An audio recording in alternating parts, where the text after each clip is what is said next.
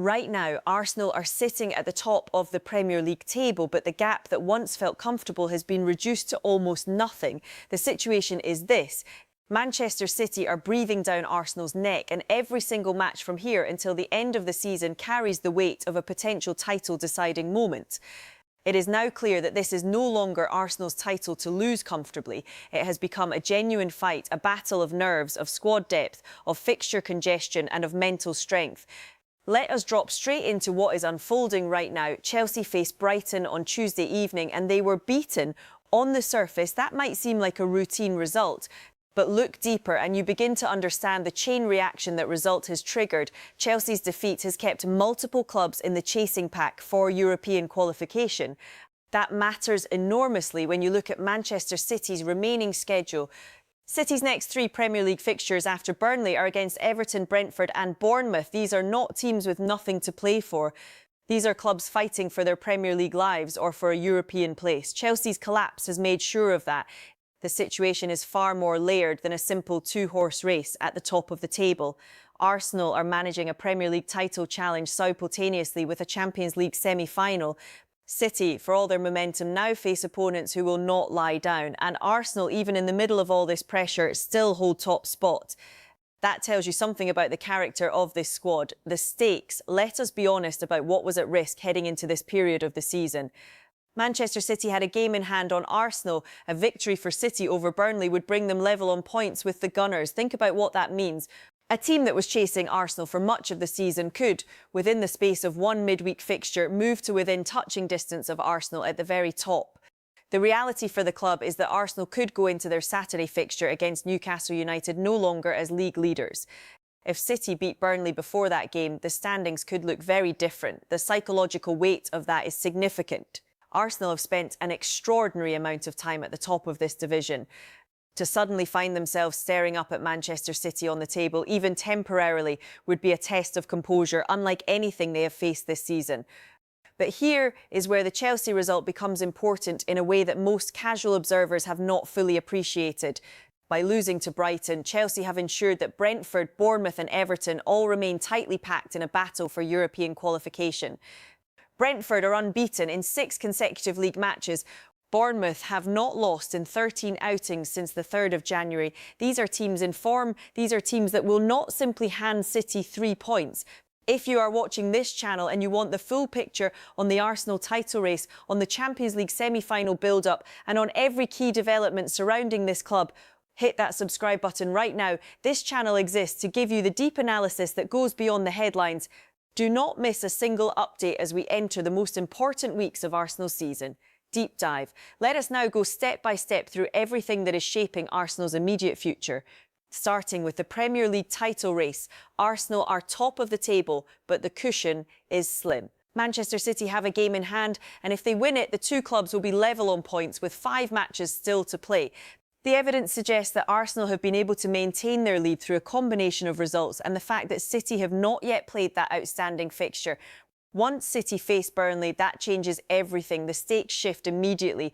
Now let us analyse City's remaining schedule beyond Burnley, because this is where the Chelsea result becomes such a significant factor. City face Everton next. Everton currently sit just 1 point below Chelsea in the table, meaning they are absolutely in the fight for a European place. They will not be a soft touch for City. After Everton, City face Brentford. As stated, Brentford are unbeaten in 6 league matches. They are a team full of confidence, organised and capable of making life very uncomfortable for any opponent. Then comes Bournemouth. 13 matches without a defeat since the beginning of January. That is not a coincidence. That is a team with momentum, belief and a great deal to play for. This is the direct consequence of Chelsea's defeat to Brighton. Had Chelsea maintained their European qualification position with a more comfortable points buffer, those clubs below them would have had less reason to push for every single point. Instead, the table is congested. 5 clubs are separated by just a few points in that section of the table. Every one of them needs results. City's path to 6 wins from 6 is real, but it runs directly through a series of opponents who have genuine motivation. Now, respected voices are weighing in on this. Wayne Rooney, speaking on Match of the Day, made his position clear. The title race is not over. There are more twists to come. He knows from personal experience what it feels like to need results in every remaining game and how pressure changes your perspective on fixtures that look straightforward. His view is that Arsenal remain slight favourites, even accounting for City's game in hand. He pointed to the simple truth that winning every single remaining match is a different kind of challenge once you are inside it, not watching from the outside. Not watching from the outside. Arsene Wenger, a man who built much of what Arsenal represents in the modern era, went further. He did not hedge his words. He stated directly that he believes Arsenal will win the league. He described it as common sense. He highlighted specific players, Eze, Odegaard, Havertz and Madueke. He pointed to their attacking intent shown in the most recent encounter with Manchester City and made the argument that City will not sustain a perfect run-in. These are not idle words from a man with no stake in the outcome. Wenger understands Arsenal, understands pressure and understands what this squad is capable of. Now let us shift to the second major storyline running parallel to the league title race, the Champions League semi-final against Atletico Madrid. This is a fixture that carries enormous weight. Arsenal have reached the semi-final stage of the Champions League and their opponents are Atletico Madrid, managed by Diego Simeone. Atletico are hosting the first leg at the Riyadh Air Metropolitano, a ground with a fearsome atmosphere and a history of European nights that have broken the spirit of visiting teams. The situation leading into this fixture took a dramatic turn recently. Following Atletico's Copa del Rey final defeat to Real Sociedad, the club confirmed that two key attacking players, Alexander Sorloth and Ademola Lookman, were training separately from the squad. The reason was discomfort felt during the final. Their involvement in the Champions League semi-final first leg was described as being in major doubt. For Arsenal supporters, that was genuinely encouraging news. Lookman in particular is a player who can change games. He has been a central figure in Atletico's attacking play and his absence would have weakened Simeone's options significantly going into such a high-stakes European tie.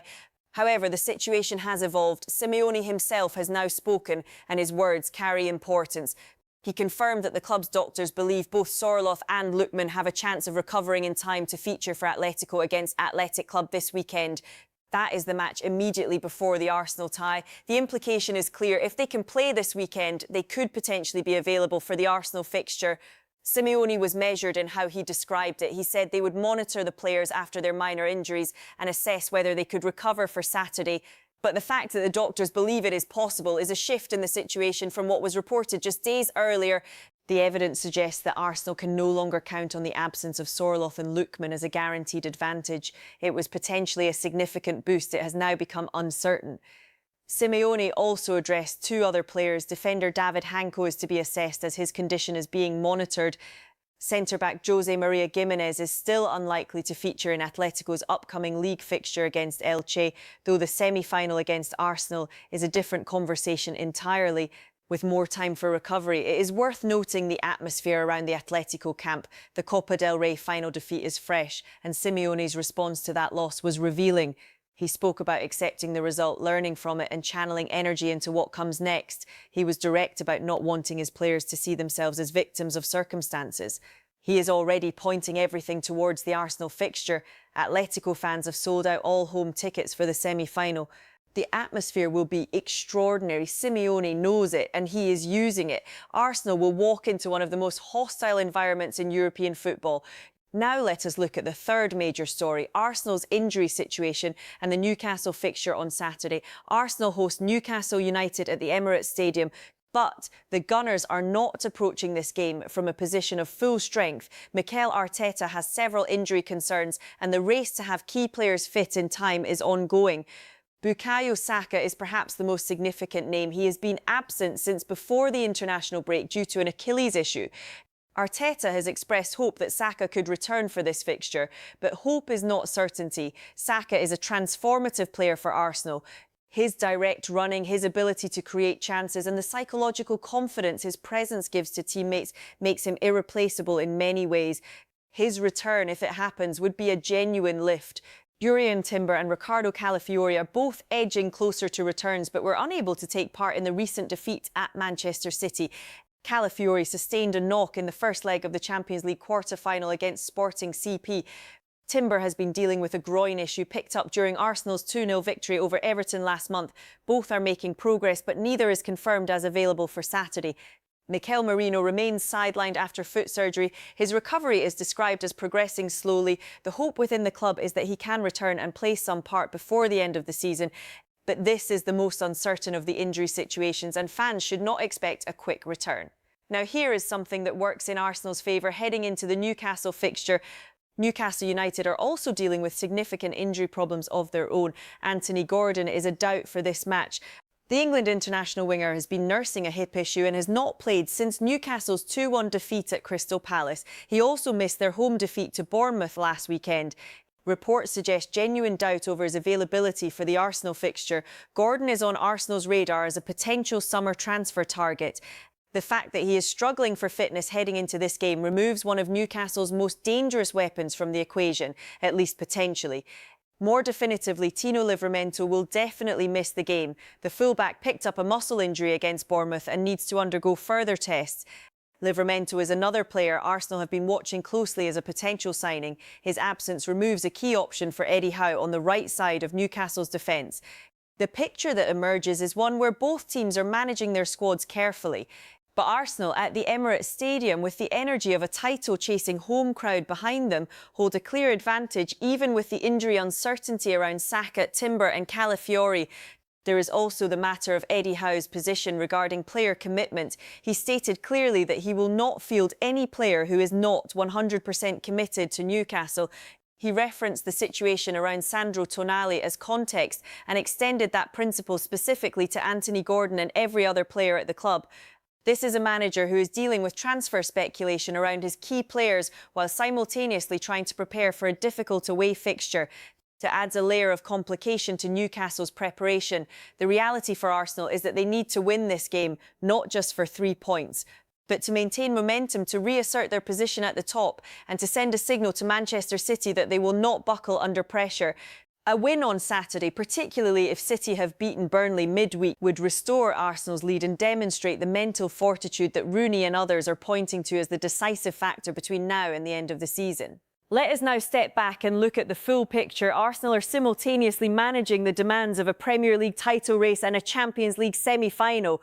The former requires consistent results against opponents who, thanks to Chelsea's collapse, are all motivated and fighting for something meaningful. The latter requires facing Atletico Madrid, a team managed by one of the most tactically astute coaches in world football, on their home ground in front of a sold-out crowd with their key attacking players potentially returning from injury. The evidence suggests that this is the most demanding period Arsenal have faced this season. The fixture congestion is real, the injury concerns are real, the threat from Manchester City is real, and the European challenge is real. But there is also this: Arsenal have spent an extraordinary number of days at the top of the Premier League. That does not happen by accident. That is a product of quality, organisation and belief. The voices supporting Arsenal, from Wenger to Rooney, all carry the same underlying message. This is still Arsenal's title to win. City are chasing, Arsenal are leading. The coming weeks will define not just where Arsenal finish this season, but potentially what kind of club they are becoming. A club that can hold on under extraordinary pressure and deliver a first Premier League title in over 2 decades. Or a club that came agonisingly close and fell short when it mattered most. Everything is on the line. Every match now matters completely. And the story of Arsenal's season is far from over. This is Linda Arsenal Updates. Stay close to this channel for every development as it happens. The analysis will be here every step of the way.